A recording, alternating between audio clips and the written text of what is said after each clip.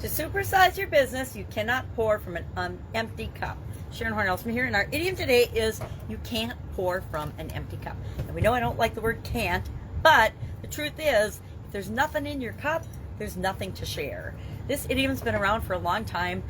The origin, again, like so many we've talked about lately, is really, really murky, but it appeared in the Bible in Matthew 22:39, or reference to it. And it's been a really common saying for many, many years. It reminds us of the importance of self-care.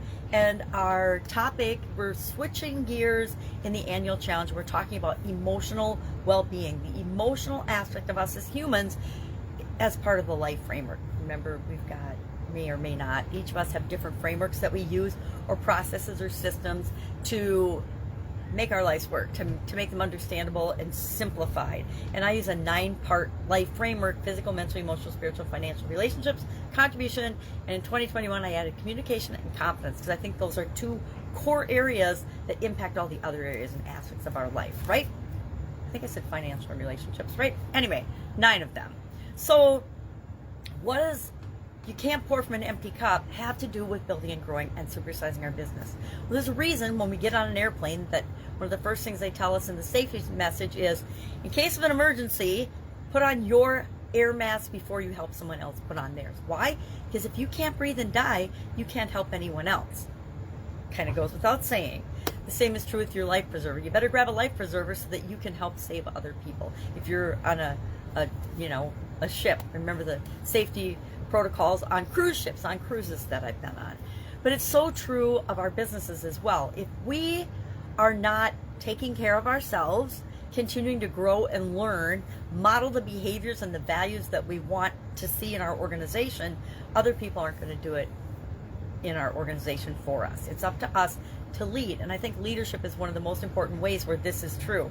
If we're going to lead people in our organization, we have to be leaders. We have to be learning and understanding from coaches and from masterminds and other industries, and we have to be curious and reading and do all the things that develop us so that we have more to give and teach and share with the other people that we're trying to bring along with us in our organization.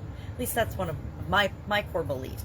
It's another area that gets spread through our organization. Our core beliefs and values, we have to have the values in our business and in ourselves that we want to have in the business that we're building.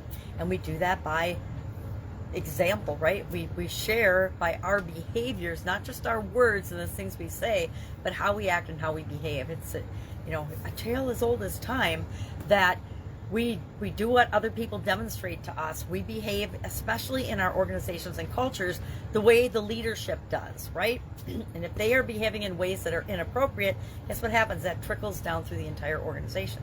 But if they're behaving and leading in ethical, personal development, positive ways that make the world a better place, then that trickles down through the organization as well.